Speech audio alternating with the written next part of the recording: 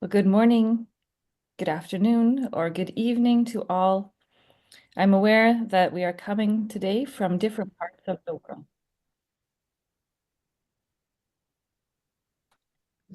We begin events by acknowledging the traditional owners of the land and paying our respects to elders past and present. May we recognize, learn from, and leverage the wisdom of Indigenous peoples globally to love and protect our earth.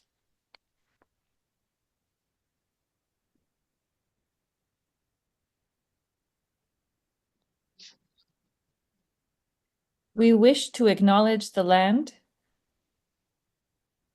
upon which the United Nations headquarters stands,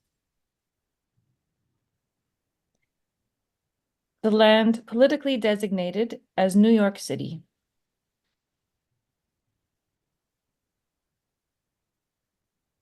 This land is the ancestral and unceded territory of the Lenape people,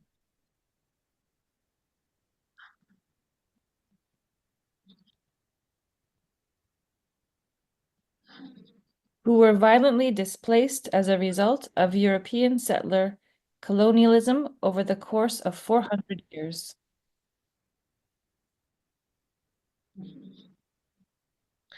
The Lenape are a diasporic people that remain closely connected to the land.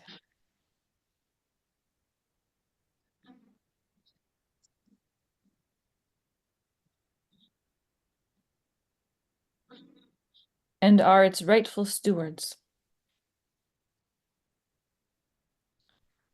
We also recognize that New York City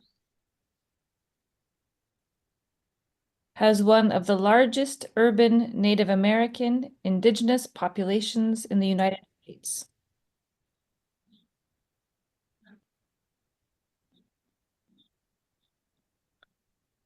And I would now like us to take a minute of silence to remember the victims and survivors of exploitation.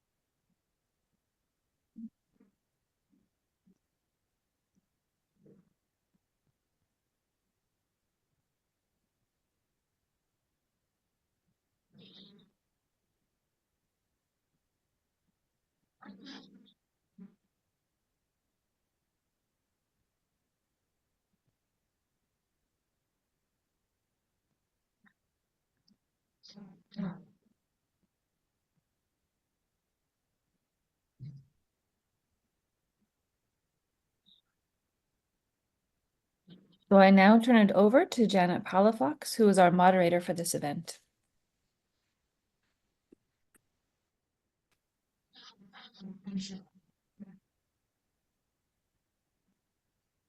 Thank you, Sarah. Thank you. So thank you, everyone, and welcome again. Thank you for being with us. Um, I think most of you know who I am, but for those who do not, I am Janet Palafox, IBVM, and I am the current NGO representative to the United Nations for the Institute of the Blessed Virgin Mary and the Congregation of Jesus. I will be your moderator for this event. And thank you, Sarah, for your welcome and for the reflection. On behalf of the Mary Ward Anti-Human Trafficking Network and our UN province offices in Spain and Canada, I welcome all of you who are joining us today.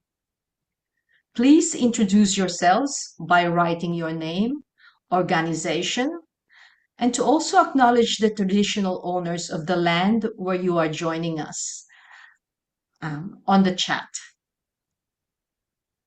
Before I begin with a brief background and introduction of our speakers, I would like to remind all participants to please make sure that your mic is muted at all times, unless you have been invited to speak.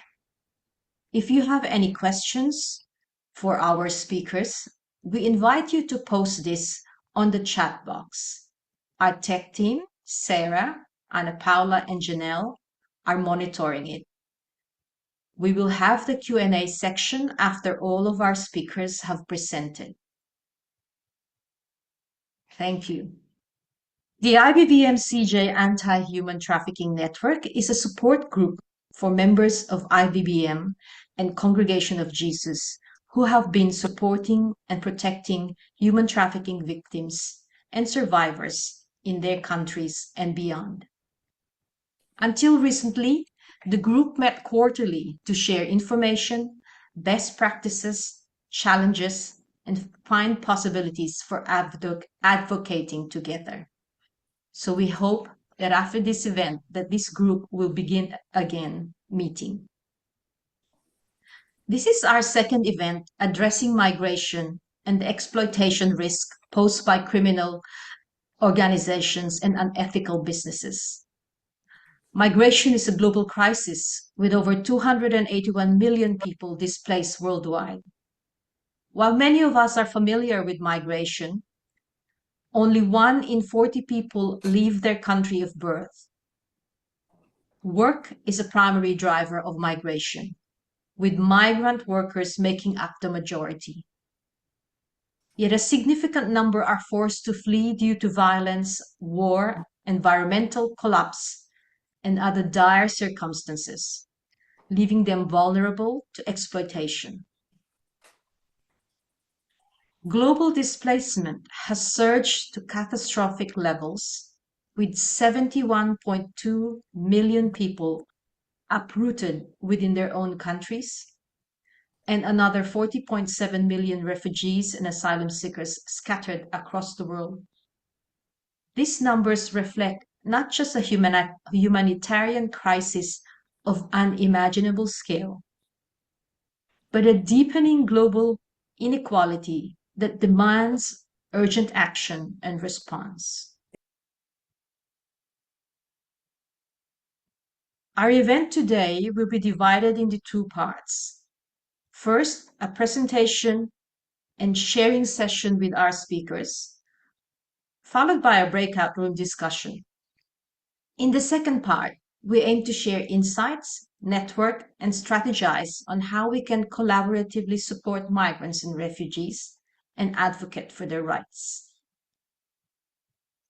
To start our conversation today and give us a global perspective, especially from the perspective of refugee protection, and discuss how displacement exacerbates risk of trafficking and other serious abuses during smuggling, I would like to invite our first speaker, Ms. Liliana Sorrentino.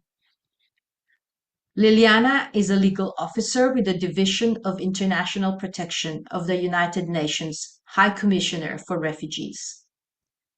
She is the focal point for issues related to trafficking in persons, smuggling, and immigration detention.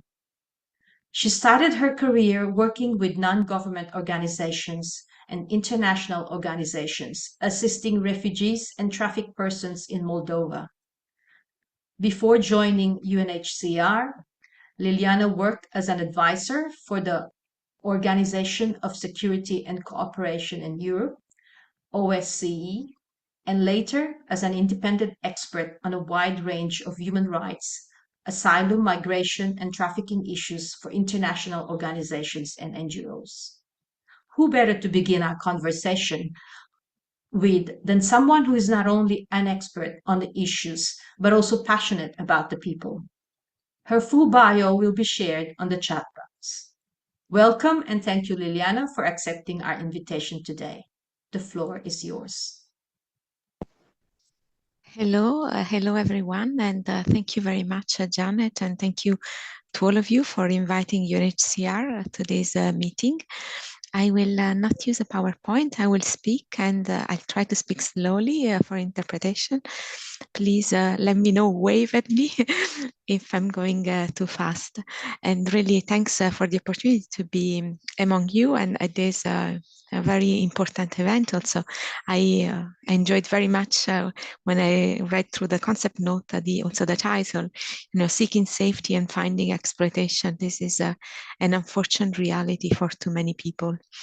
So what I would like to do to start in this conversation is to begin sharing some numbers, some global data from UNHCR on forced displacement, and then to reflect with you on the basis of examples on the risks of trafficking and various abuses along many routes to safety that refugees encounter. And I will conclude with how we work with states, with the advocacy and with partners and with civil society organizations, with some of the key advocacy and examples of what we think may work in mitigating and responding to these risks. So let me begin by saying that conflict and displacement are really correlated, and that in situations of displacement and situations of conflict, the risks of trafficking affecting both refugees fleeing cross-border, but also individual persons who are displaced within the borders of their country are exacerbated. We have really record the displacement according to our latest count, which is June 2024. We have 122 million forcibly displaced persons. About 44 million are refugees. And this number has been growing steadily over the past decade.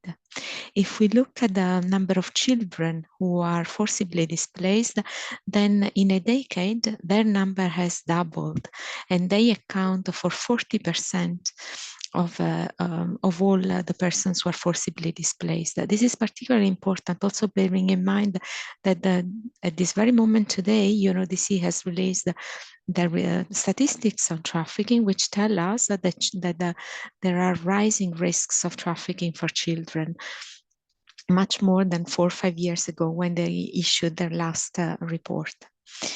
What we, as Janet was saying at the beginning, we see that concurrent emergencies from the Sahel to Ukraine to the Rohingya situation, but also to the situations that affect migrants and refugees from Venezuela in Latin America and in the Caribbean, we see that with so many crises at the same time, the humanitarian assistance is becoming thin and stretched, and there are many, and also humanitarian access to many of these situations is increasingly difficult. The effects of climate change with floods, with drought, with crop failures are acting as risk multipliers and displacement multipliers. And in times of crisis and conflict, when people are forced to flee their homes, they find themselves very often in situations which are precarious, and they are exposed to a variety of protection risks, a variety of risks that affect their safety, that affect their well-being. And in some situations, these include trafficking for all forms of exploitation. Risks of trafficking may emerge at different stages of displacement. For example, during initial flight, when people are fleeing a situation of conflict or generalized violence, but also later on when they don't find effective protection, when there are no solutions in sight, and they move on, so in mixed and onward movements. But also in situations which are protracted, by which we mean situations in which refugees have been for at least 5 years. And we know that at least 66% of refugees are in protracted situations. So they've been refugees already for more than 5 years. there is clear evidence that when there are restrictive border and asylum policies, in the absence of safe routes of admission to reach safety to seek asylum, then refugees very often have no other options but enlisting the services of smugglers, with all the risks that this entails, including the risk of of ending in a situation of trafficking. The majority of refugees, about 69%, find protection in the neighboring countries and hoping that one day they can return home. But then when conflict and protection concerns continue, when they see no solution to displacement, they move on, as I was explaining. And this is when smugglers and traffickers are often there offering passage, but this offers very often turns in situations in which they may be subjected to violence, especially gender-based violence, to also inhuman and degrading treatment and torture, to trafficking for sexual exploitation, forced labor, but also for the extortion of ransom. These risks we have observed are particularly acute in border areas and in remote locations where rule of law is weak, where there are no protection services, where also the access for humanitarians is challenging. For example, UNHCR, with our operations with the bureaus, we have documented these protection risks among many routes. And these routes, I have to say, they do not all lead to Europe or to North America. They also lead to South Africa, to Southeast Asia. There are many such routes. And for example, along from East and North of Africa and from West Africa towards North Africa, and then for some onto Europe, we have documented the abuses and the risks that refugees and migrants face. We issued a report in June last year, and we telling of horrible situations of violence and torture and detention, refoulement, and trafficking along these routes. And at the same time, we have been trying to map what are the protection services available. And when we're mapping the services and looking at the locations where the risks occur, then we see that exactly where it is most dangerous, that's where we don't have protection. That's where there are very few services available. So this is very telling because this situation is not unique. We have similar situations also along other routes. For example, when if we look at also the situation for refugees and migrants from Venezuela along the American northbound route, we know that risks are particularly exacerbated when they're crossing the Darien Gap. And you know this, I'm sure that among of you there, you have a field experience of these situations, and these risks are particularly acute for women and girls, and especially when they are belong to indigenous people, when they have disabilities, or when they have diverse sexual and gender orientation and identities. Risks of trafficking for displaced people tend to increase over time. So, for example, for Rohingya refugees, many of whom are living in Cox's Bazar in refugee camps, when they are, but face restrictions to their freedom of movement, they face restrictions to their to the possibility of having access to the labor market, to have their children going to school. Then in these situations, very often the offers of employment are deceptive and or recruitment is done through threats or abusing their position of vulnerability. And we have many situations in which they are trafficked for, they accept offers for domestic work and end up in domestic servitude or in sexual exploitation or in forced labor on fishing vessels. In all these situations, we often work with communities. We work with to inform them about the risks, to empower them to know the risks, to know their rights and the support available. But also we work with the local authorities to empower them to support them in building capacity for responding. It's important to be aware of these dynamics of risks, because when we understand the dynamics and are able to see the intersections between human rights violations and abuses, then we can identify trafficking situations, we can identify precursors of trafficking, and better inform prevention and response. For example, we know that multi-purpose cash assistance for protection can be particularly effective to address socioeconomic needs. For example, a situation in which a family is considering to have their children engaged in work because they have no other way of sustaining themselves. And then cash for protection can help bringing back children to school and avoiding they would be exposed also to worse forms of child labor. In our work with states, we constantly advocate for states to support, to implement and to live up to their obligations of refugee protection, but also to their obligations of prevention and response to trafficking, and to do so safeguarding the right to asylum, safeguarding the principle of non-refoulement. This means for us, this means working with states to implement proactive prevention. That is providing safe routes of admission to territory and to seek asylum. We have seen, for example, in the context of Europe, that with the Ukraine refugee situation, that activating international protection early on, so with the enactment of the temporary protection directive, this has helped mitigating the risks of trafficking for refugees, not having to hide, not having to engage a smuggler to cross the border, being able to move to reach their family where they have, or the community that can support them. This has been, for many, the biggest protection against trafficking.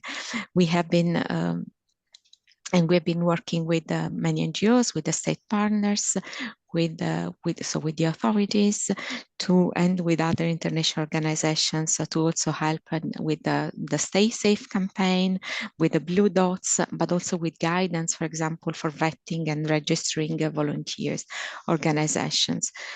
We consider that it's important to remain alert. There have been very few cases detected, but it's important to maintain the risk mitigating measures in place because as the situation becomes longer, the risks may become more acute. Preventing and addressing trafficking also requires that working with states and with other partners to not only enhance protection, but also to expand the opportunities and to expand solutions. You may have heard our UNHCR High Commissioner speaking about what he calls the route-based approach or the hemispheric approach, which is about an approach that looks at all the challenges that refugees and migrants face along mixed movement routes, and that tries to address these challenges by working together with partners, with states in all the countries around the route, so with the objective of saving lives or reducing human suffering by providing right-based alternatives. So this, for example, means strengthening the asylum systems for access to protection, but also working with the states and partners to provide better access to rights, to socioeconomic rights, to school, to education, to decent work, to livelihood opportunities, and increasing also both resettlements, but also complementary pathways for family reunification, for scholarships, or for employment. We know all that when people have access to safety and to opportunities, when the solutions for them are real, then they become more resilient and more self-reliant. Faced with this, traffickers are much less able to lure and to coerce them into exploitation. So thank you very much for your attention.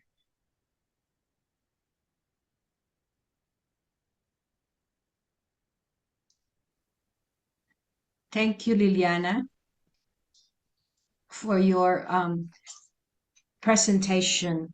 You have given us a lot to think about, and especially the realities of the issues faced by children, refugees. I was really uh, concerned that when you said that the numbers have doubled and that now 40% are children and that they face the rising risk for trafficking.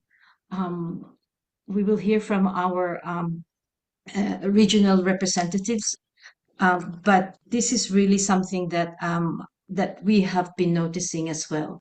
But I also am grateful for you to raising the issue for all of us because border protection have become such a big issue for a number of people. For specifically for voters, it has been used in not just in this country but in all other countries as an issue, as if it's something that we have to be worried about or concerned about border protection, and for us to realize that the higher that protection becomes, especially when there are conflicts that people are, being forced to flee, then they become more vulnerable to traffickers and other criminal actors. So we have given us so much to think about in our discussion today, and we thank you for that. Our next speaker in this panel, then next we will hear from a network of members across Africa, South Asia, Europe, and North America, who will share the challenges faced by migrants and refugees in their regions. They will also highlight the work they are doing and the lessons learned, and we hope that these regional perspectives will raise awareness of ongoing efforts and guide our discussions on strategies and future collaboration, together with what Liliana has shared with us today. So first on this panel is Sister Jacqueline Wongela, IBVM. Jacqueline is a member of the Institute of the Blessed Virgin Mary, East Africa Province. She is the project manager for Religious Against Human Trafficking in Kenya, where she coordinates projects across Catholic dioceses, fighting human trafficking and grassroots level. She's also the person in charge of our program in East Africa, especially in Kenya. And so we welcome Jacqueline and thank you for sharing with us the situation and perspective in your region. Jacqueline, the floor is yours. Okay, thank you very much, Janet, and good evening, everyone. Allow me share my PowerPoint presentation. Are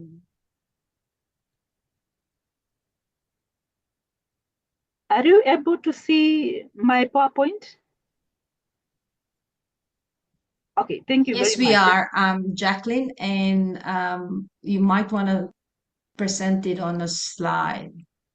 Okay. Slideshow. There you are. That's it. Thank you.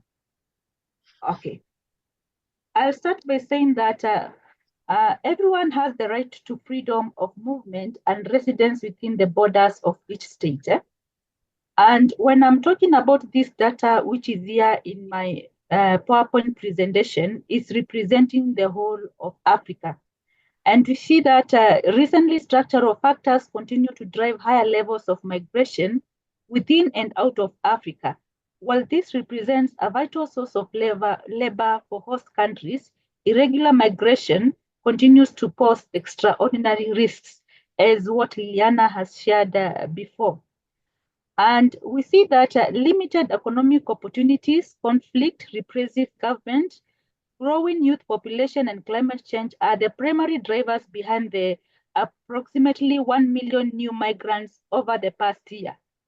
And other factors are youth who seek jobs from outside. And when we talk that we have a lot of youth from Eastern Africa who seek jobs in the Middle East, Europe, and other African continents. And I have a graph here. This graph I quoted from Williams, and it shows how migration has been happening in Africa it is a trend of over 20 years, and you can see that the blue is migrants from Africa. Africans are going more to other places, continents seeking for greener pastures or other issues which we shall discuss ahead. And we can see migrants within Africa. These are people who are moving from one country here regionally, from one country to another. It is in green. And you can see migrants to Africa are very few. You can see it is the orange part of it. And these are the push and pull factors driving African migration. And we'll find that they are the same push and pull factors to human trafficking too. You see that most of our people go to find better jobs, improve their livelihoods or quality of life, to enjoy more rights and freedom, to seek better education opportunities, for family reasons, marriage, accompanying a child, parent, or relative, investing in a new country, enjoying better health care, escaping persecution, escaping war. As you know, most of our African countries are still having internal wars, escaping poverty, escaping environmental and natural disasters. And when I talk of environmental factors, here in Kenya, we were terribly affected by floods, and it has raised the percentage of human migration or human trafficking or child trafficking within ourselves and among ourselves in Kenya internally. And this is the context in Kenya. According to the Catholic principles of migration, the church recognizes that all the goods of the earth belong to all people. When persons cannot find employment in their country of origin to support themselves and their families, they have a right to find work elsewhere in order to survive. Foreign nations should provide ways to accommodate this right. East Africa has historically been part of global migration and trade works and continues to play an important role in both. Illicit human movement networks are active and growing here in Kenya, despite government labor migration regulations and legislation that criminalizes human trafficking. And I will talk about our efforts as Loreto Sisters. We have a project of counter-human trafficking in a place known as Gishagi. It is an informal settlement, and our vision is creating a world free from human trafficking. Loreto Sisters partnered with Merryward International, Australia, and Mission Cara from Ireland so that we can say no to human trafficking. It is a project sponsored by those two entities. And as you can see in this presentation, the map there shows the routes people follow to come within Kenya and outside Kenya. You can see that we have a lot of people coming from Ethiopia. We have a lot of movement from people from Kenya to Somalia and other countries, even to Tanzania. And Kenya has been flagged as a major point of source, transit, and destination of persons subjected to forced labor and sex trafficking in East Africa. Over the past 5 years, human traffickers have exploited both domestic and foreign victims within Kenya, and they have also exploited victims from Kenya abroad. And the prevalent forms of human trafficking in Kenya are labor-related, which is 44%, sex trafficking is 53%, victim of trafficking include children at 33%, men 26%, and women 41%. And poverty and employment are the main contributing factors to human trafficking, with domestic poverty being highest at 47.1 and external poverty at 37.6. And I would like to share the efforts we have been making in Kangemi community. And I can start by explaining on how Kangemi is. It is actually, this is an aerial view of how Kangemi is the informal settlement. Anyone who has visited there can testify this. It is one of the oldest informal settlements in Nairobi, and it faces significant challenges related to human trafficking. Extreme poverty levels in this community make its residents vulnerable. Kangemi is a high-risk area due to poverty, poor living conditions, and high crime rates. Traffickers exploit vulnerable individuals seeking employment or a better life. And you can see in the picture, the place doesn't look so much fit for human beings being very comfortable living in it. And these are some of the efforts we have done when we started this project. We have trainings, we have established and strengthened network among the locality. And how have we strengthened it? We work closely with police officers, those are the law enforcement workers, the chiefs and sub-chiefs, and Nyumba Kumi, who are really local government administrators at the local level, and community health volunteers, whom we have joined hand together to strengthen this network and promote a human rights-based approach among the residents and empower community leading to transformation. And I'll talk on how the project started. That is a photo of how it is started. It is started during COVID times. And you can see even in the picture, we were having masks. The project was aimed to raise awareness and empower the Kangemi community with knowledge on human trafficking. Before we went there, we did a needs assessment and found that we didn't have more organization which we are working in the locality to spread the gospel of anti-human trafficking. So that's why we felt that it's good as Loreto Sisters, we chip in and raise awareness of human trafficking in this informal settlement. You can see we trained police officers. This was a time they were rewarding their certificates. And the second photo, you can see these are the community health volunteers who are trying to create awareness in public gatherings in the local settlement. And the initial impact, that was in the year 2021. By the end of the first phase, the project had reached 11,886 community members.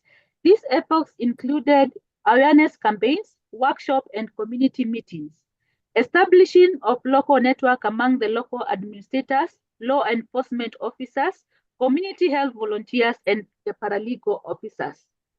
And the second phase was in 2023. And during this phase, the project expanded its reach to 11,933 community members and is still ongoing. And these are the number of males which are reached and females who were reached. But now we extended the program to rescue, rehabilitation, and reintegration.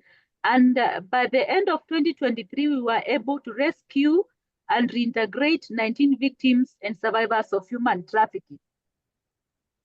The impact in community.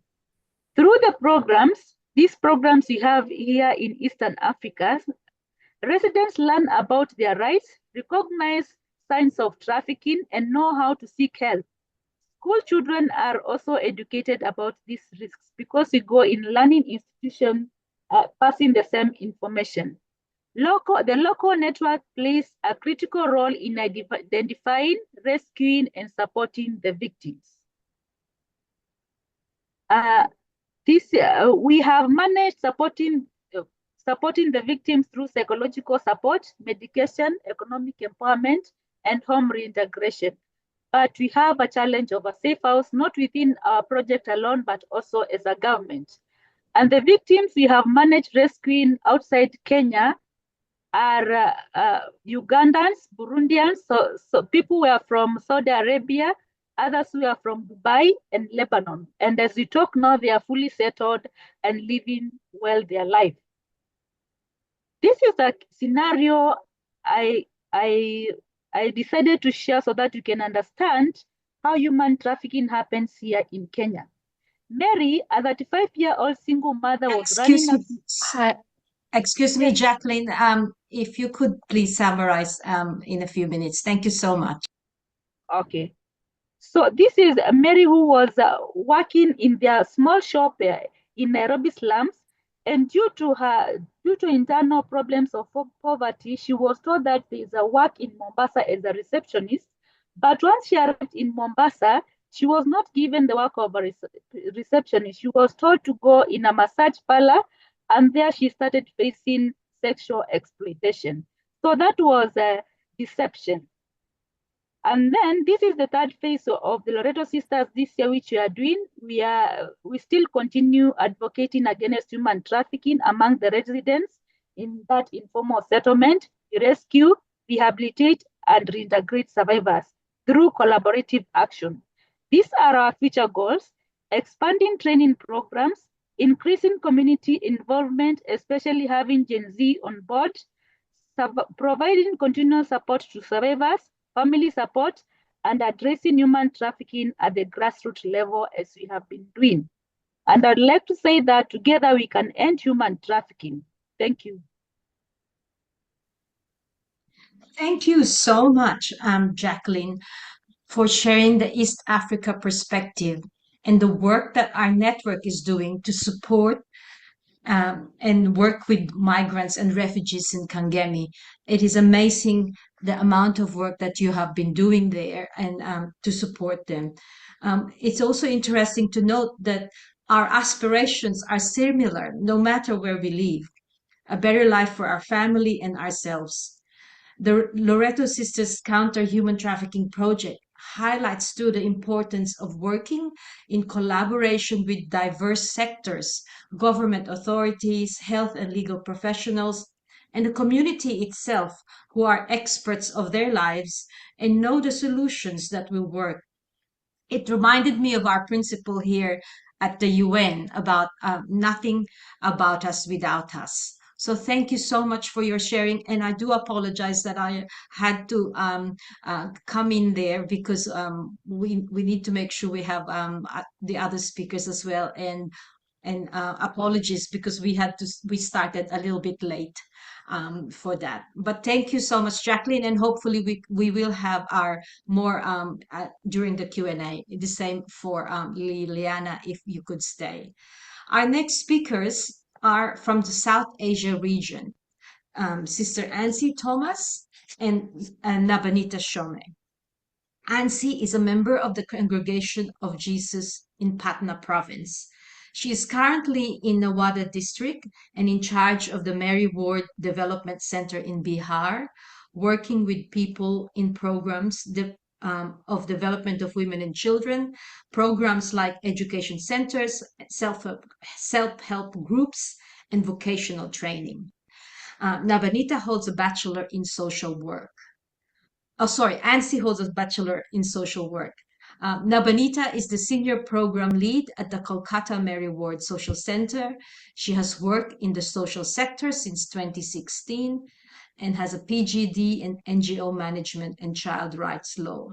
She currently holds 7 projects that include programs on anti-human trafficking, human rights, and migrant laborers.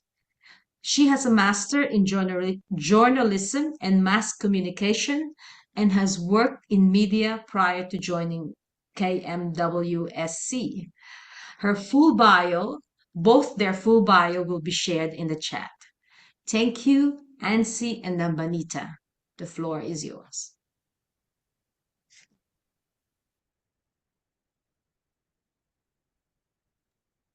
Hello, everyone.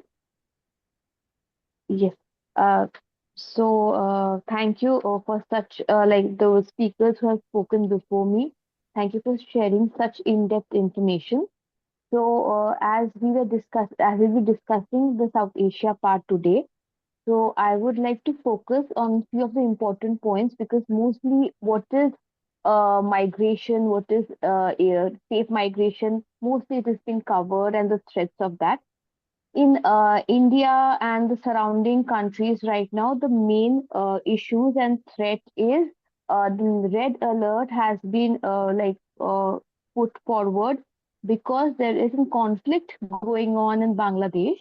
And earlier, India used to have a friendly border relationship with Bangladesh and India, which has turned into a conflict relationship. So the level of migration and the threats of illegal crossing of borders has increased a lot. So with safety, security assurance. We have seen that if there is a conflict in the country, the illegal migration increases, and there is a huge chance of exploitation of the vulnerable communities.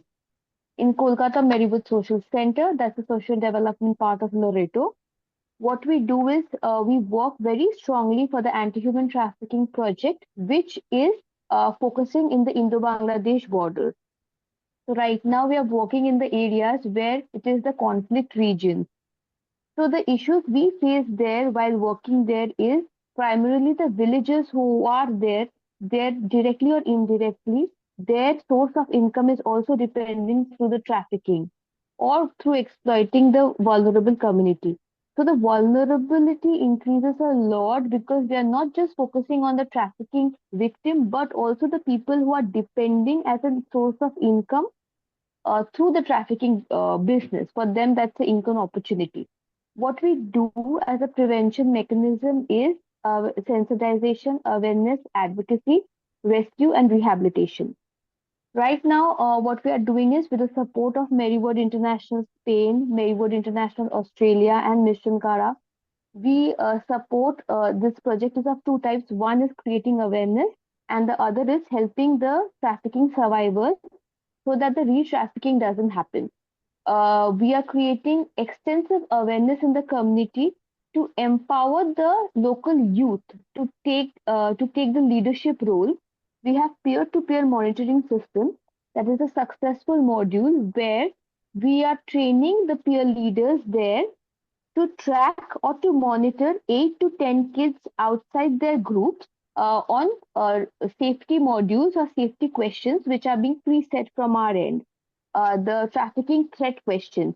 So currently in Bashirhat region, which is in the border area, we are tracking 3,000 kids in that area. It's like a safety net.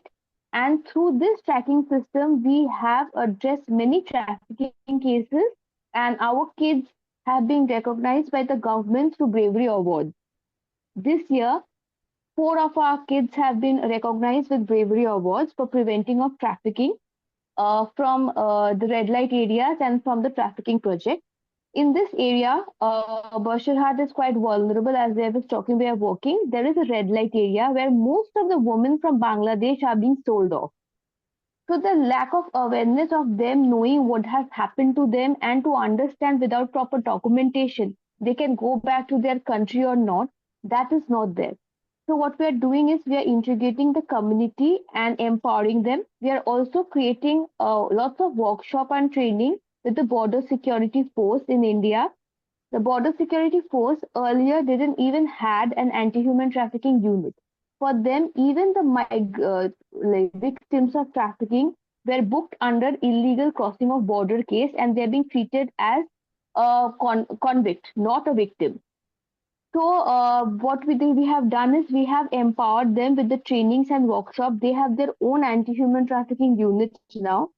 We work in collaboration. Any cases where they identify such trafficking victims, from an NGO partner, we are being called and we try to push for the local law enforcement to register the right cases. Because most of the cases we have seen that the local law enforcement have certain level of hand in gloves in this situation. So they even try not to book the cases in the right acts or penal code in India. Sorry. Yeah, so this is what we are doing.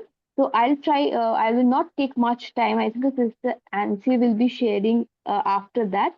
So this is the prevention mechanism, what we are doing right now, and this is the current scenario.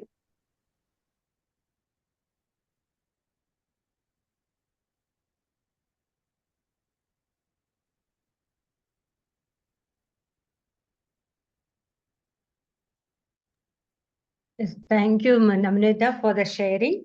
I take on from there and then kindly share my slides, please.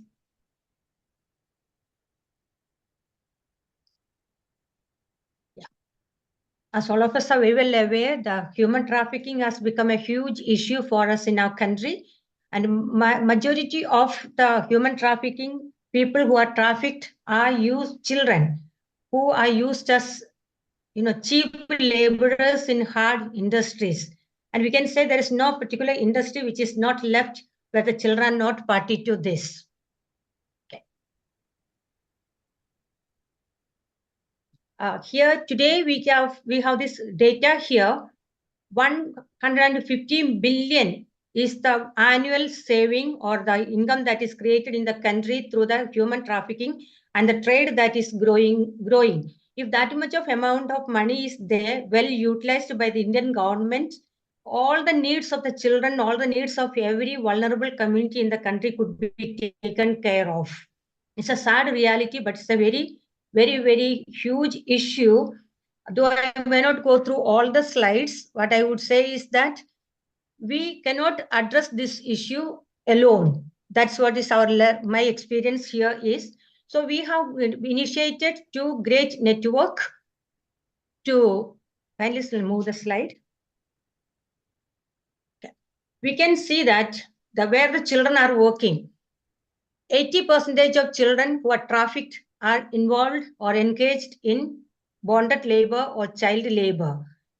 Therefore, we have decided among our network to focus on labor exploitation and especially educating the children in the rural areas.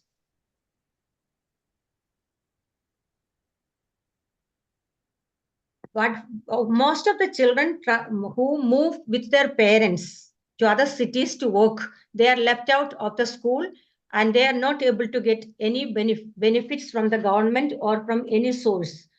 The children who are between the source center and the destination or the transit center are caught up and they really do not get any entitlements from the government as they do not have any documents with them. And we find in India also a lot of seasonal migration. Mostly like 9 months people are into different areas and they come back once the work is over, the raining season, they return to the villages and they have to begin their work alone. And there they lose everything because they cannot really build up their life. Poverty, illiteracy continue to be so much among the people. Even today we have our people, the vulnerable groups who are not even the first generation learners who are reached up to the metric level, that is class 10.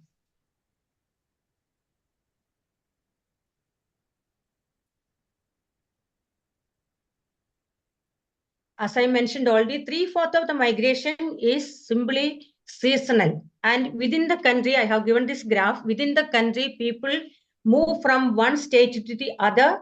There is no end of moving from one place to the other. And 76% of the people migrate seasonally within the country and 24 of them all throughout the year. Their children, men, women, they use all modes of transportation to reach the place. Buses, trains, airport, whatever is available. Because people are so much in need of money, they don't have any savings, they don't have opportunities to work here because of the adverse situation that is happening here.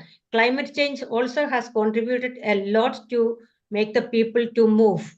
There is so much of flood at times and drought as well as and many disasters that is making the people to move and their livelihood are taken away.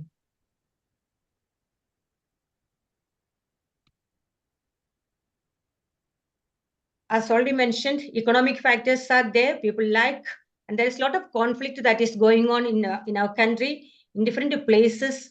Caste violence, linguistic violence, or ethnic cleansing and violence that also force the people, including the regular school-going children, and people are forced to leave their country, their state overnight, leaving all that belong to them. There is also a lot of corruption and poor governance at various levels at the government level, so many things go unchecked.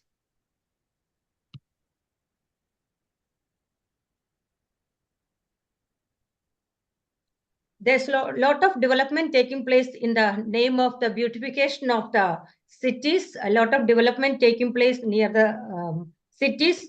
So the people who are living there, earning smaller kind of livelihood, they also lose their place plus the earning.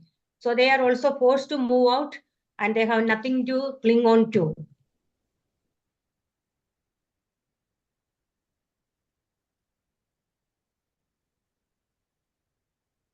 The most of the development takes place in terms of urban based. So the rural people who are vulnerable, who have no way to earn anything, they freely move.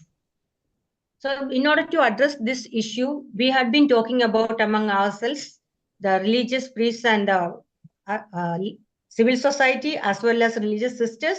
And we have formed two main network. One is that of the partnership with the main, that is Migrant Assistant Information Cell, an initiative by the Jesuits of South Asia, and Amrit Talitakum India, which is a network of only religious women.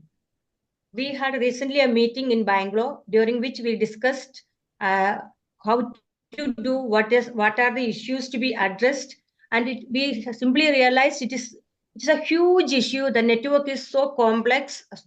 The network among the traffickers are too complex.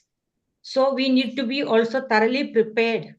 So we have identified legal bodies who can support us and work together, as well as we have from the 26 states of our country, we have the network among the religious women, especially to take to the grassroots level to create awareness and also providing safe homes and livelihood opportunities to the people. Safe migration is one of our thrust area where we are working on, because people do not know where to go for a job, what are the documents to carry, who are the reliable organizations where they can get a job. So in the grassroots level, most of the villages, we create awareness, the do's and don'ts of safe migration, and also continuous contact with them. And through this network of Main and Amrit Talitakum, we have shared toll-free numbers. Any person in distress can contact any of the offices at any point of time, round the clock. Through this network, there were so many people who had been saved and rescued and given all that they are needed. Bonded laborers are rescued. Women and children who are trapped in different industries were also rescued and reached home by safe. Also, compensations were forcefully made to be given, because there are people who make the girls to work so many hours and so many years, not even paying a penny. However, through this network, we managed to get so many lakhs of the pending money. That's one of the main issues the Main and Talitakum India Women's Religious Group is doing. Besides that, we are also able to give, good funeral to the people. People are dying there and here. We are sometimes in the middle of the night, the network gets the call. They make arrangements to bring the body back to the hometown, and ceremoniously, whatever the rites to be, based on that, we the network is trying to do this work. And we also realize that networking is very difficult, because we like professionals, we need a lot of support. Even if the government has put a lot of measures, but everything goes unchecked because of the prevailing corrupt practices in different places.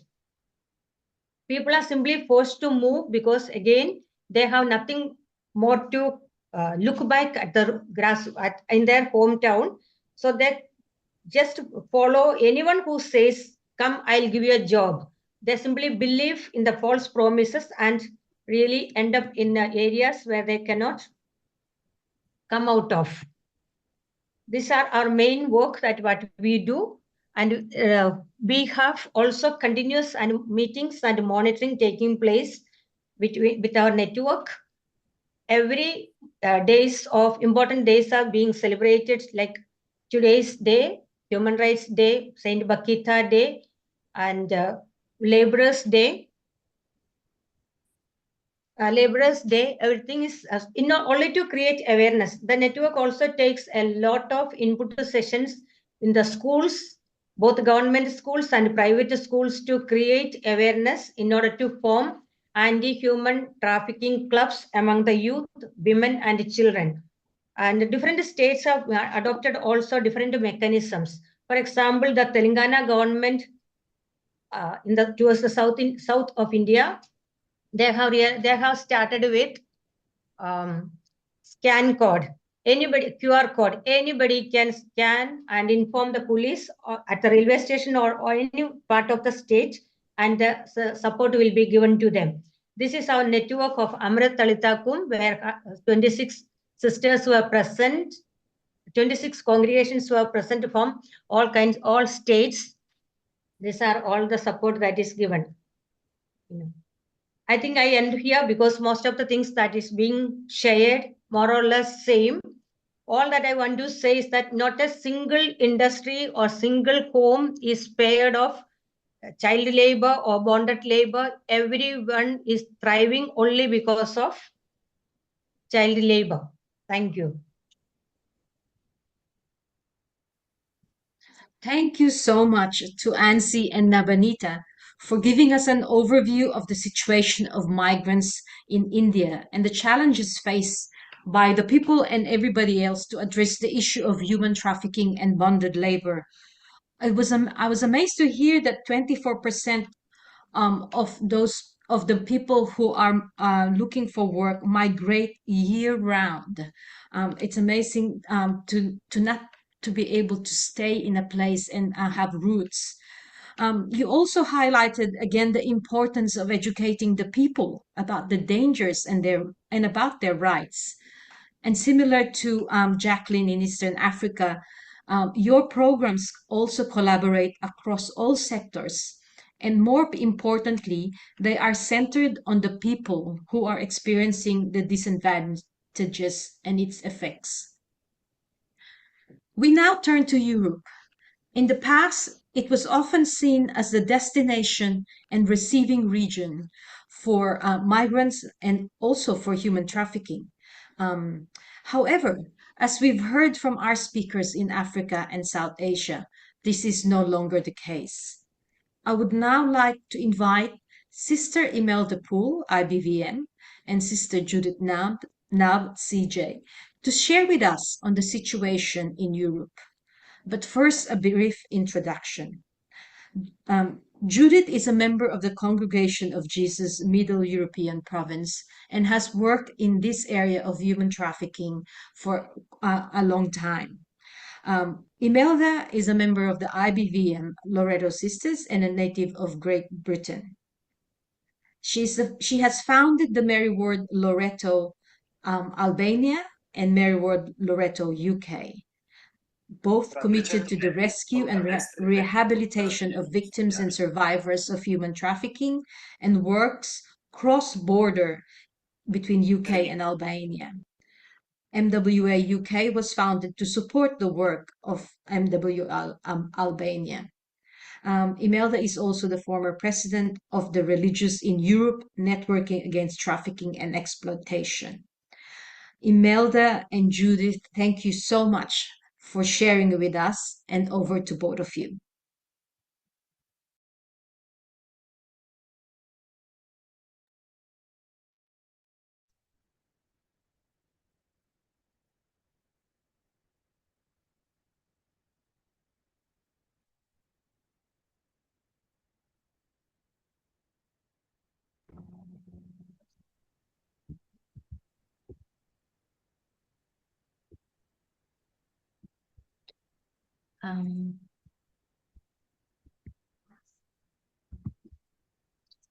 Thank you. I am Sister Judith, and I am a member of the Middle European Province, and I am from Hungary. I am a member of the Solvodi Hungary, Solidarity with Women in Distress. And I have been working in this field for the last 7 years since we founded this association, Solvodi Hungary. There were 9 sisters from different religious congregations who we founded together this association, because earlier there were nothing in the Catholic Church in Hungary, and nowadays that's the same thing, that there is nothing else, not an organization in the Catholic Church, and we are working. That's why a lot of other other communities, especially new Protestant communities. We are working for empowerment, for the life of women who were trafficked, especially within Hungary. So we are working much more with Hungarian women, not so much with women from abroad. We want to build back the personality of the women who are in our care. They are absolutely ruined person, and we try to help them to give them back their human dignity through personal one-to-one conversation, through personal care and guidance, to cooperation with other anti-trafficking organizations, as I said, with especially with New Protestants organization, who also have safe houses, what we don't have, and then through material goods or financial assistance, and to a broad prayer background, which is very important for us. We have a network, a prayer network, and that is one of our main mission. Can we move forward from the next slide? Thank you.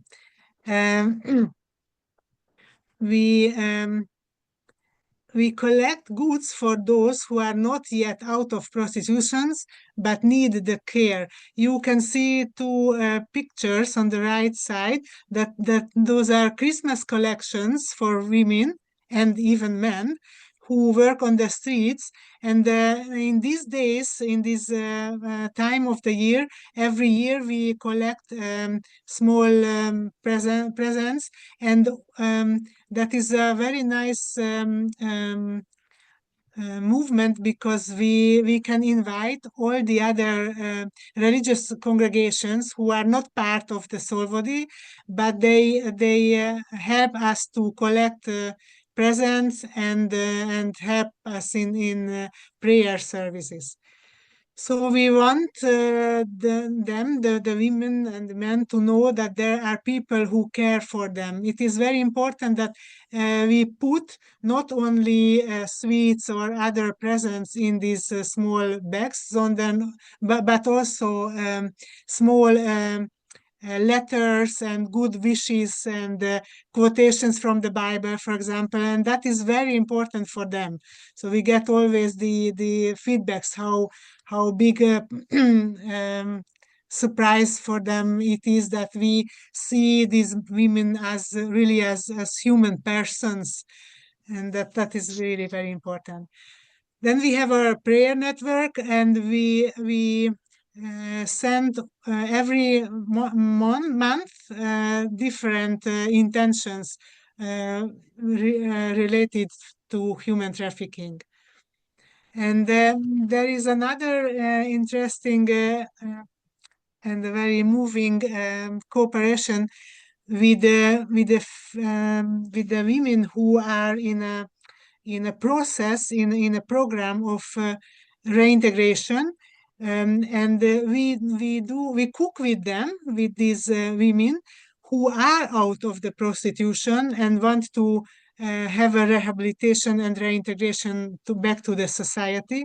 So we cook with them, and this cooking has a purpose, because that is a help for them to gain a knowledge how to cook, how to care for themselves, and that help the persons to feed themselves, and also their children. Sometimes they have children, and then it can be also a gateway for a job opportunity. That's why it is very important. And we don't have pictures, but it is a very important part of our mission and work that we want to raise awareness, especially within the Catholic Church, because we realize how less awareness the Catholics have in this field.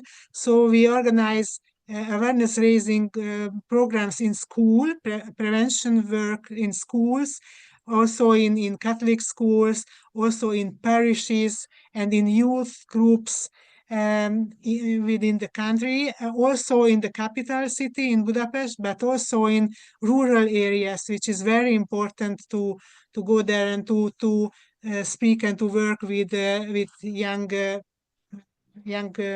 school children and young women in rural areas, because they are very in danger of human trafficking because of poverty, especially because of poverty. And we also organize conferences, especially for the 18th of October, which is the Anti-Trafficking Day in the European Union. And for that event, we always organize a conference with our network partners.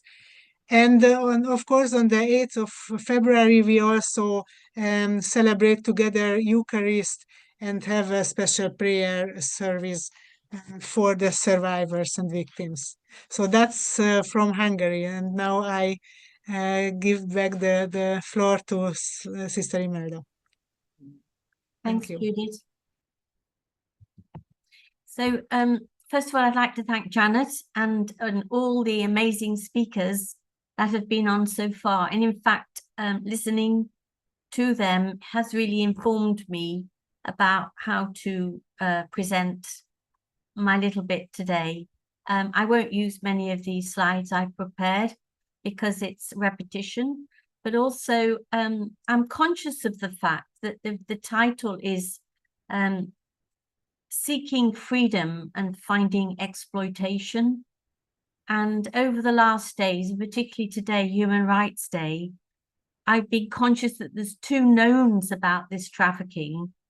And one is that it's about work, and the other is about money.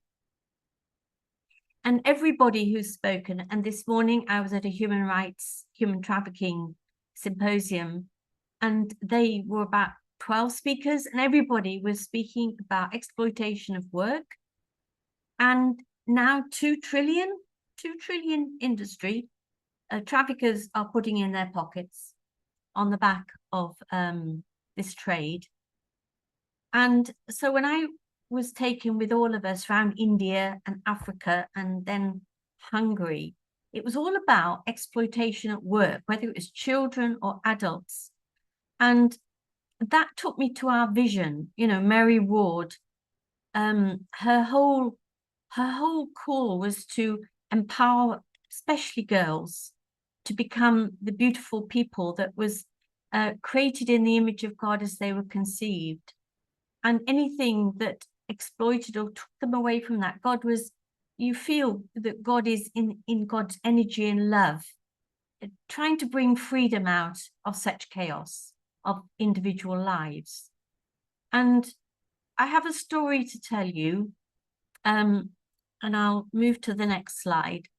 Here we have a new Albania. It's hugely international over the last just 18 months. People fleeing because they think Albania is Mecca and is going to provide work that's not there, a freedom that's not there. We're living in an autocracy at the moment. And the story I would like to tell you is really a full classic story of the vision of Mary Ward in my heart and the manner in which our beautiful staff live out that vision in the care of an exploited human being. So I was sitting in church about 3 months ago, and this young man came and sat next to me. He was shaking during the mass, and there was some disease about him sitting next to me. We walked out together from the church, and he began to tell me his story. This is a beautiful young man from a country in Africa, and he has children back home and a wife, and there's war, and he's fled from war because there is not enough food for his children and his wife to eat. So he's come through the border of Albania, having all his money stolen through fraudulent traffickers. B, his work permit is not legal. It's been changed by fraudulent traffickers along the journey. And he has the only thing in his pocket, a telephone that a priest gave him the day before in Albania to help him on his way. A very, very distressed young man. No freedom, sick to the heart about his family. He hoped for a great job and money every month. So what happened? Next day, he met some of our beautiful staff, Mary Ward Loretto, and with a lawyer and a care worker who's a psychologist, understanding trauma-informed abuse, understanding victim protection, understanding the charism of Mary Ward deeply in their hearts, they take this young man to the police to regularize his status. Now, to cut to the quick, it took 3 weeks for the status to be realized. Meantime, he was housed by our Mary Ward Loretto, finding accommodation for him to give him dignity and respect.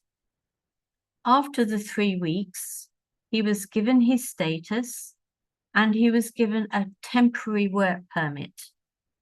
It takes time to get the proper one. So again, on a Sunday, each Sunday, we sit together with other migrants in the church from different countries like India and China. This story can be replicated incredibly. And then coming out of church, a Dutch woman came with me, and she, in fact, was going to a cafe, a new one, owned by an American. And I didn't know that, but I said, do you know if there are any jobs going? In fact, by the afternoon, this young African was employed in the cafe as a washer-upper. The sad situation is that within 3 weeks, he was able to send money home. He did get a wage, but his spirit was being completely annihilated by racism amongst a couple of the staff, Albanian staff, I'm sad to say, who aren't used to so many migrants and haven't been supported in racist education, which is another area of abuse on the journey. And so it took quite some time in our Mary Ward way to help this young man to believe he could face the owner of the cafe himself and speak for himself, that he deserved his own respect and dignity in that job as washing up in the cafe. And they'd also promised him food, but the food was being taken from him by these abusers. So he was having to use money for food. So to cut to the quick again, he achieved his goal with the boss. And the other workers didn't like it anyway, what was going on. And now he's being fed, he gets his food. This particular person is not injuring him anymore by his racist remarks and complete annihilation of this young man's spirit. And every month, this young man, it's the 3rd month, is sending money home. Now, who is this young man? What's his background? In fact, he's got a degree in international studies. He speaks perfect English, but his dad was a catechist and earned very little back home. A guy, friend of the family, who duped him back home in all this journey, had actually got more perks in his education than our young man. He'd gone through that degree with no computer literacy because his dad couldn't afford a computer. So he's come to Albania. We could get him to a call center for a better job, but he's computer illiterate. So again, Mary Ward has stepped in, and with the good department, if you like, for the care of traffic victims and helping them to achieve their fullness of potential, which is Mary Ward's vision.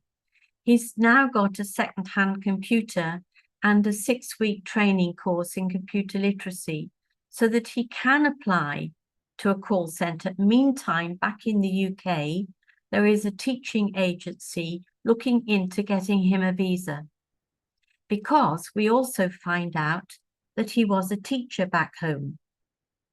So all of these complicated scenarios of one migrant's journey who's been trafficked is unfolding step by step with the grace of God and the love and care of the full team around him at Mary Ward Loreto in Tirana. And the same stories could be duplicated in 6 of where our advice and ask centres are. And I just finish with a little look at, I could tell you stories from China and the Philippines, but I want to thank Spain, who's here, and I want to thank Australia and Ireland, and indeed, you know, Renovavis in Germany and L'Oreal, God knows where, for their funding and for enabling us to serve these beautiful people who are so gifted and have such qualities of character, ready to serve God in unbelievable ways. So I just want to finish with this to show you the roots. Our roots now into Albania from all over the world. And I think all of us could say that now here. So I pass it back to Janet to continue with the next continent. Thank you so much, Imelda and Judith, for giving us an understanding of the current situation in Europe, especially in Albania. It was wonderful to hear about the work that you are doing there in raising awareness within the community in Hungary, and also the collaboration with other organizations in this work. That is really important. I was also interested about what you mentioned about how all of this is about money and work. And the exploitation also, of course, is about money, which is really sad. The story you mentioned gave us an understanding, really a concrete understanding of what a difference it makes when people are supported. As Liliana mentioned to us earlier, they are resilient people. And once they get this support, they become self-supporting, and they really it really shows to us how little it requires to make a difference in the lives of these people. So thank you so much for all the sharing that you and that story, that beautiful story that you shared with us.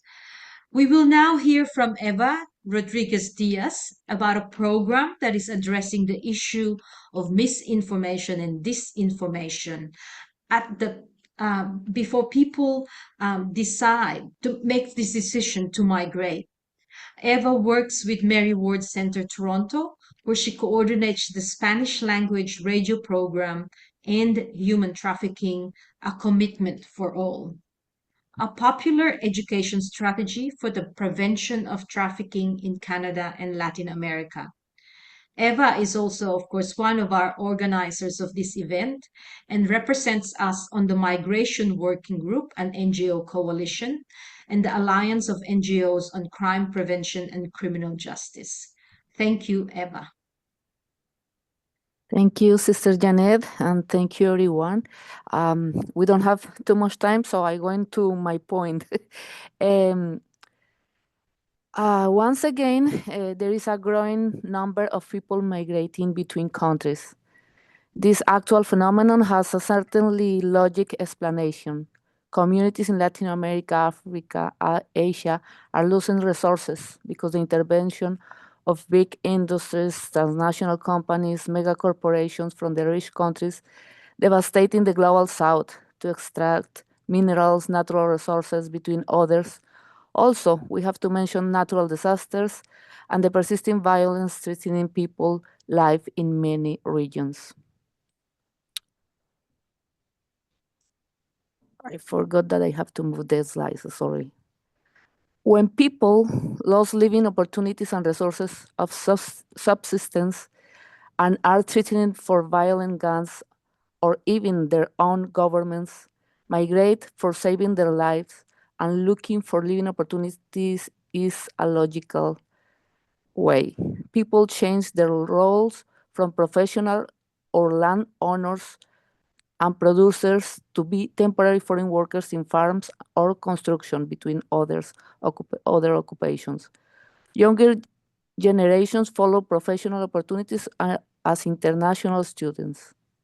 On the other hand, the necessity plus false promises induce people to access easier and no legal pathways, following to criminal networks of human trafficking, labor exploitation, and smugglers.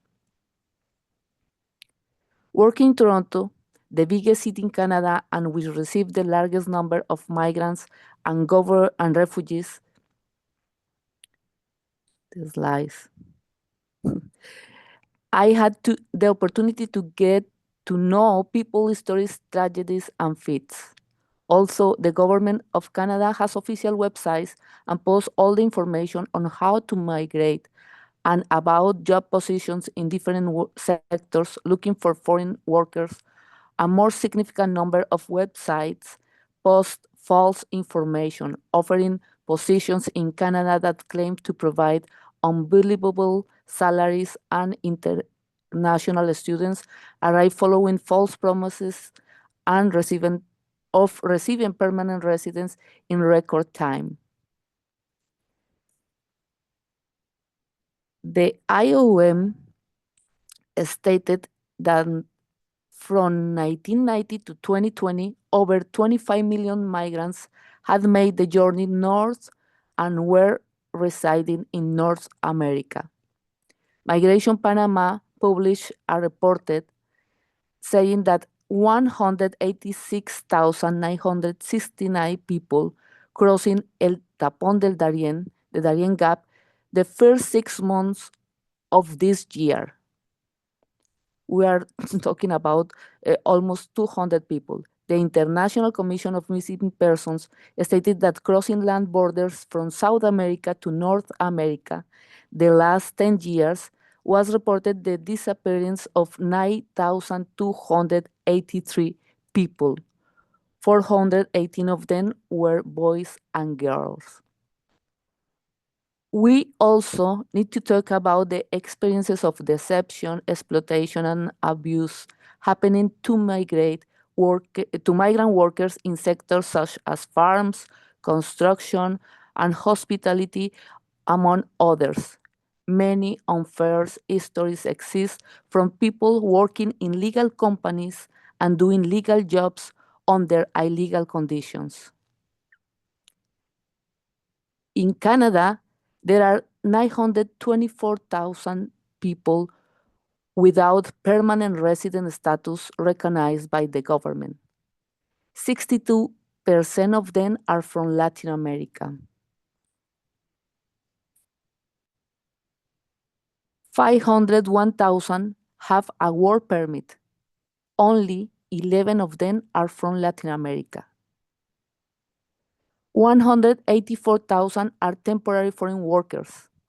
Of those, 70% are from Latin America, and 58% of that total are from Mexico. All those situations push us at the Mary Ward Center to create a collaborative strategy to inform, raise awareness, educate, and prevent human trafficking and labor exploitation, all in one. We know that the radio is a solid communication in Latin America, especially in rural areas. So it was the best channel for doing all those things together. We have a radio ally here in Toronto, CHH radio station. We started broadcasting in October 2021, informing people about the legal ways to migrate to Canada, the law and the procedures. In January 2022, we create a strategy connecting CHHA, the radio, from Canada with 6 radio stations in Colombia, Mexico, Honduras, El Salvador. And in 2023, we engage another prominent voice, the World Association of Community Radios, section Latin American and Caribbean, to bring together over 1,000 radio stations broadcasting in Spanish in the whole Latin America. Every month, the second Monday, we broadcast for 1 hour. Some radio stations broadcast directly, and others broadcast when they consider the best time. At this year, we collaborate with Spain, another significant destination for Latin American people. The IBVM sisters interviewed experts and provide information from there. We have broadcast 27 hours in total, 21st of which we link Canada with Latin America. We have had 67 guests from 47 organizations, 21 from Canada, 16 from Latin America, and 10 from Spain, all providing information about rights, procedures, support, and protection services. We are creating transnational collaboration from civil organizations. We are doing everything possible to prevent people from becoming victims of smugglers, human traffickers, and any form of exploitation. We know that criminals take advantage of people's lack of information acknowledges.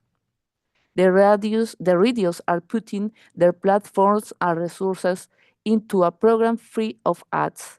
From the Mary Ward Center, CHH Radio, Diocese of Montreal, and IBVM Spain, we offer our professional knowledge, commitment, and the conviction that migration is a human right. We receive messages from people while we are broadcasting and between programs. People receive the information and act as ambassadors, informing others. Also, this year, we put voices from the government to talk about their strategies for protecting human rights of migrants inside and outside the countries. The government of Canada mentioned last year our job as an innovative strategy to prevent human trafficking. No hay trato con la trata es el lema en español. End human trafficking, a commitment for all, is the motto in English. Thank you so much. 5 minutes, I hope. Thank you so much, Eva, for sharing this innovative program that offers crucial support and information to individuals before they decide to migrate. You've also highlighted the potential of partnering with organizations we might not typically consider. One of the things that you shared with us, one of the information you shared with us, which reminded me of something that I read in the migration report, is a difference in the situation between Latin Americans and people from other countries, particularly the global north, in their situation of work, as in illegal situation and temporary visas, versus those who have the migrant visa, workers visa, and of course, migrant visas. The migration report that I read spoke about this term, the lottery of birth, where people from global north can easily travel across these areas. And yet people from the global south finds it very difficult to get legality, like to get visas legally. And we know that at the United Nations, the challenges faced by people from the global south when applying for visas, even just to attend events here at the UN.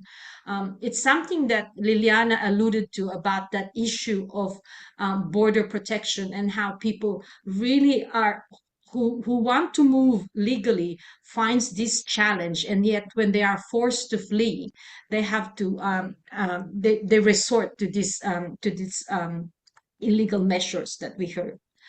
Our last but not the least speaker is Marta Santos. Marta is our UN JPIC province representative for Spain. She is also one of the organizers of this event and was previously a teacher. Her bio will be shared on the chat. And so Marta is also a representative of ours on the Alliance of NGOs on Crime Prevention and Criminal Justice. And she was one of our delegates to the Constructive Dialogue on Trafficking in Persons, organized by the UN Office on Drugs and Crime. She will share with us her experience at the event and key takeaways and the work that they're doing in Spain. Now, could I ask you all to move, Marta will share with us in Spanish. And so if we could all move to the English channel, for those who are not Spanish speakers, I think it's now working. Thank you, Marta. Bueno, gracias a todas. No sé si se está viendo la pantalla que estoy compartiendo, mi presentación. Ok. Bueno, pues voy a presentar el trabajo que hemos realizado conjuntamente Eva Rodríguez del Mary Ward Center de Toronto y en coordinación con Janet Palafox de la oficina de Nueva York para participar en los diálogos constructivos que tuvieron lugar en julio en 2024. La, eh, la Oficina de Naciones Unidas contra la Droga y el Delito, como sabéis, es la agencia de la ONU encargada de luchar contra las drogas y el crimen organizado transnacional. Esta agencia tiene su sede en Viena, en Austria, y entre sus logros se encuentran las resoluciones que dieron origen a la Convención de las Naciones Unidas contra la Delincuencia Organizada Transnacional, UNTOC, y sus protocolos, destinados a combatir la trata de personas y el tráfico ilícito de armas a nivel internacional. Este protocolo, conocido como el Protocolo de Palermo, es un tratado multilateral que fue adoptado en el año 2000 y que está ratificado por 147 países o partes. Se trata del primer instrumento global jurídicamente vinculante con una definición acordada sobre la trata de personas que es fundamental para facilitar la convergencia de las legislaciones de todos los países en materia de tráfico de personas y, por tanto, garantizar los derechos humanos de las víctimas, porque muchas de ellas son víctimas en un país diferente del que parten, ¿no? Esto es fundamental porque es una realidad global, ¿no? Es un fenómeno global. Por ejemplo, en España ahora está en proceso de elaboración un anteproyecto de ley integral contra la trata y es muy importante que esta ley esté alineada con los protocolos que el Estado español ha ratificado, igual que se ha hecho en otros países. Existe un proceso continuo de revisión por parte de la ONU de la implantación de estos protocolos en los diferentes países, con el que se pretende ayudar a los estados en la aplicación efectiva de los mismos, a ayudarles a identificar y a fundamentar las necesidades específicas de asistencia técnica y a promover la cooperación internacional. Estas revisiones tienen lugar en los llamados grupos de trabajo que reúnen periódicamente en Viena a los responsables gubernamentales de los países miembros del protocolo. Después, a continuación, se convocan los llamados diálogos constructivos, en los que además de los gobiernos de los países, también participan otras partes interesadas, como por ejemplo las organizaciones de la sociedad civil. Este año, la revisión incidió sobre todo en los siguientes temas. la trata de niños y niñas y la trata para la extracción de órganos. A través de la Oficina de la ONU, en julio de este año, en 2024, nos coordinamos para participar en el diálogo constructivo en Viena sobre tráfico de personas que tuvo lugar los días 9 y 10 de julio. Escribimos un posicionamiento que fue publicado formando parte de las aportaciones de las ONGs al proceso de revisión. En este statement, además de proponer algunas medidas concretas a ser tenidas en cuenta por los gobiernos, también quisimos reflejar todo vuestro trabajo, el trabajo que realizáis en las diferentes partes del mundo, las religiosas del IBVM y las CJ, para luchar contra la trata de personas. Consideramos de gran importancia estar presentes como organización en estos eventos globales y, en la medida de lo posible, aportar reflexión y opinión en los procesos nacionales y globales basados en nuestro compromiso y en nuestra experiencia en las bases. Para ello, intentamos mantenernos informadas a través de la participación en una de las organizaciones paraguas que colaboran con la Oficina de las Naciones Unidas para la Delincuencia Organizada. Es Alliance, que reúne a una amplia red de organizaciones de la sociedad civil que contribuyen a la consecución de la seguridad y la justicia para todos. Garantiza que la sociedad civil sea reconocida y escuchada a la hora de hacer avanzar el programa de prevención de la delincuencia y justicia penal y de diseñar, aplicar y medir los resultados de las políticas en todo el mundo. Bajo el paraguas de Alliance se fortalece la cooperación entre todas las organizaciones que somos miembros, reforzando la experiencia y la visión de cada una de ellas para añadir valor y apoyar el trabajo de cada una. Y con las organizaciones internacionales pertinentes como la Oficina de Naciones Unidas contra la Delincuencia Organizada. Alliance nos anima a los miembros a desempeñar un papel clave en la consecución de los ODS, en particular del Objetivo 16, promover sociedades pacíficas e inclusivas para el desarrollo sostenible. Por eso también queremos invitaros a dar fuerza a vuestro trabajo de incidencia política a nivel global y, para ello, poneros en conocimiento de este proyecto, SE4U, que propone varias formas de participación. Podemos consultar todas estas formas en una guía elaborada por la Oficina de Naciones Unidas contra la Delincuencia Organizada y podemos formarnos en los cursos gratuitos que ofrecen. Estos cursos tienen como objetivo fortalecer la capacidad de las organizaciones de la sociedad civil para contribuir eficazmente en la implementación de la Convención y a familiarizarnos a los participantes con el proceso de examen de los países y la preparación de cuestionarios. Además, los participantes obtendremos un conocimiento profundo de la estructura de los mecanismos de revisión y cómo contactar con nuestros respectivos gobiernos para establecer ideas de cooperación en la implementación del mecanismo.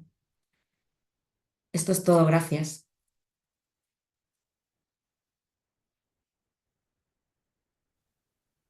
Thank you so much, Martha, for giving us an understanding of the review mechanisms that's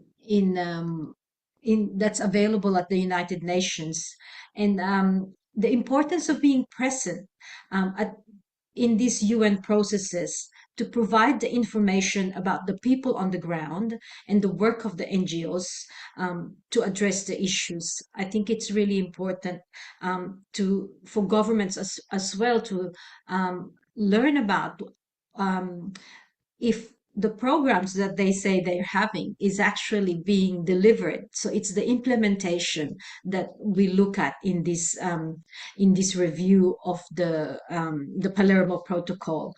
I also it reminded me of the importance of NGOs in the work of the UN.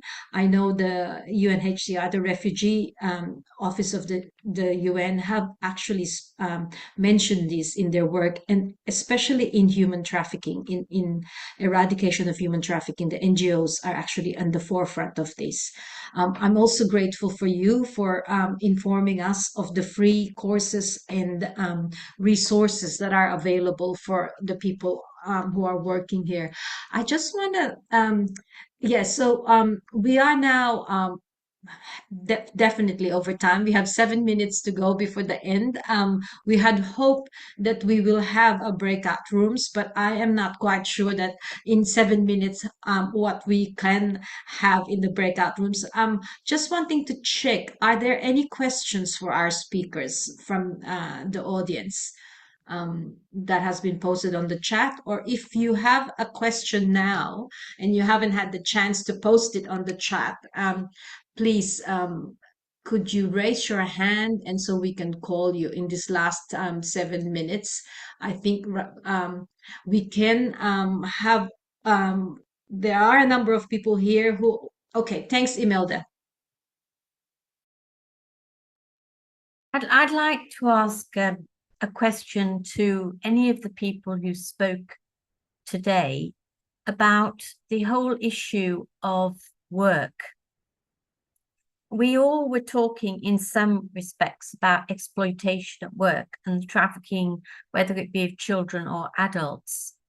And from what I'm picking up in the latest approach to eliminating human trafficking from the world, there is a massive explosion of goodwill on the part of companies to, companies and governments to put in laws about supply chains, and for companies to collaboratively come together in situations such as Ethisphere, which has 50 companies in it, who all aspire to live at a very high standard of ethics in the supply chain. So should we, do you think, I ask anybody who spoke or anybody here, should we as a network be doing some advocacy work to encourage governments and companies to stop trafficking by not allowing anybody to work without ethical human rights law being implemented at the coalface, whether it be making bricks or whether it be in a cafe or a hotel chain? We have all these in Albania, believe it or not, as well as in India or Africa. So what's happening about the network of IBVM CJ?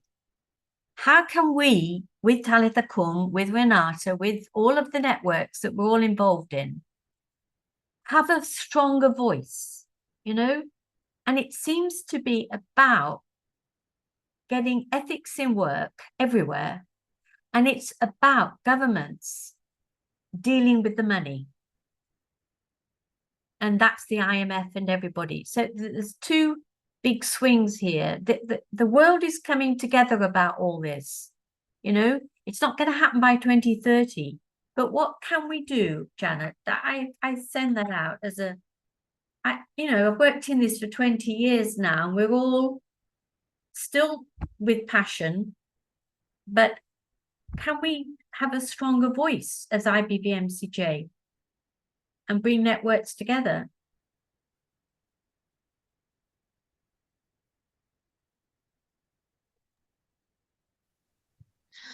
Thank you so much for that, Imelda, for that sharing, Imelda, and for that question. I think that's a question for all of us here. As I mentioned earlier, we used to have a network, but that doesn't have to be. It's not a very it's not an exclusive network. It's an inclusive network. Anyone can join, and I think it is important what you're saying about the issue of advocacy. I can see Jim here who spoke to us about the importance of advocacy. That direct assistance is important, but it's also important for us to change the situation. And that's not going to happen, as you mentioned, Imelda, without the laws being changed, without governments getting really, it's the implementation. We have all these protocols that are in place, and it's about us making sure that our governments are actually accountable to what they have promised. Um, I'm really like you. I've been working in this. I've been following human trafficking for a long, long time, and it's really amazed me how. And that's more than 20 years now from the very start of my from novitiate. I was involved in this, and instead of going down, it's going up. Um, uh, all the statistics are going up, you know. So yes, I think I agree with you. I really hope that there would be more collaboration amongst ourselves of advocating at a local level, because it's important that the local communities, and I'm saying local governments, are involved, because it's happening in the cities, and then the national, and of course the global. Um, I would like to invite anyone else who might want I to think Eva's share. got her hand up, Janet. Eva. Yeah, Oh, thank Eva. you, Sister Janet. Yes, thank you. No, I really like this invitation that Sister Imelda is doing. It's something that we have worked in Canada, and we try to follow what is happening, because we, for example, the government shows always statistics about sex trafficking, but it doesn't show statistics about labor exploitation. However, we had a visit last year from the United Nations relator on human trafficking, and he shows, for example, how in farms where exist legal agreements between Canada with other countries, people is living in almost slavery conditions. They are working in almost slavery conditions. They under no human conditions. They are living, working. They are being exploited. So I think it's really important to have this like advocacy that we can promote. We are looking right now how we are a global a global network working in different parts of the world, and how can we show the realities of many people coming to these rich countries as Canada, the US, Spain, France, I don't know how many, working as legal workers also, but but working in under no legal conditions. As I say before, we are seeing every day people working in legal companies doing legal works, jobs, but under illegal conditions. So it is also the accountability of companies, no, because government is following people, migrants workers, refugees, but who is looking the legality of the companies, of the big multinationals hiring all these people. Thank you, Eva. Nabanita, and then I'll call on Cecilia, who has been in this role as well, for some suggestions as well. Nabanita, please. So as sister said, that yeah, obviously like government networkings are working with the governments. So in other countries as well as in India, I think so. We all know that there are rules and laws already in place for a safe working space, but that is not being followed. So it has been blinded. So what the main reason or the source, what we have identified while working in such region is if there is no food on the plate, or if if your kid is starving, then you don't care for the proper living condition. So we have to identify the main source, and through as a network, because different countries have different issues. In India, it's like you will do anything to feed your dying kid of hunger than to focus on the labor condition where you're working. So the main issue for in India mainly should be how a network can work to solve the main issue, to make it skill laborers or get them right wage rates. So we have everything in presence through the government, but that is not being followed. Thank you, Nabanita. Cecilia, I'd love to hear from you, having worked in this space for much longer than I have been. And yes, so your counsel and wisdom. Thank you very much, Janet. I just, like to say, well, the part that I worked on was on the advocacy, you know, and I'm convinced of the importance of advocacy. And it's not only, you know, that that you have the proposals, but the implementation, you know, on the part of governments to kind of keep after that is huge. But I was really interested in the suggestion that Imelda was making, you know, about the kind of focus on the 2 points you said there, you know, the work question and then the governments and how they deal with the money and that. I think, like you said, Imelda said, what can we do about it? So, well, I'd be inclined to suggest, you know, like if your network, if you can actually get what you call a kind of a discourse together or some kind of a statement, declaration with the proposals, with information, with the proposals, and then you can all use it, you know, and kind of get that into the system as much as you can. I mean, that would be one way I would see of a network like ours going about it. Then there are different levels there that different parts of the world can take up. But I think that the important thing is to get something together where we're all saying the same thing and playing from the same music sheet, you know. And I think that would be an excellent idea, what you know, what you have suggested, Imelda. And it would be beautiful if we could really get together and try to work on this, you know, and then see who else is interested in it and who else will come in. Yeah, a policy paper that would be kind of the a really good something to begin with. Yeah, right. So I'll just say that much. Can I Thank just, you. Sorry. Janet, Yes, Imelda. What I've done is this morning I've done a kind of notes of all these movers and shakers speaking from work situations. So I'll send it to you, Janet and Cecilia or whoever, and you can disseminate to everybody on this line. It just gives a background to all the issues that are being raised about these problems. Yeah, of work. It's all around work mainly. Yeah. Mm. Thank you so much. Yes. I think it's both your suggestions are great, and I think, Cecilia, the next step that you suggested is actually very important, especially for us here who are advocating at a global level. We have done this before on the education side, if you remember. And it will require, if we have, we already have all the information. It's just an amount of gathering them all in one document and then asking people for what their recommendations are. So just thank you to all our speakers. Liliana had to leave. She had another meeting, but thank you, Jacqueline, Ansi, Nabanita, Imelda, Judith, Eva, and Marta. And to all of you for joining us. I am so grateful for your presence here, especially to our CJ network colleagues.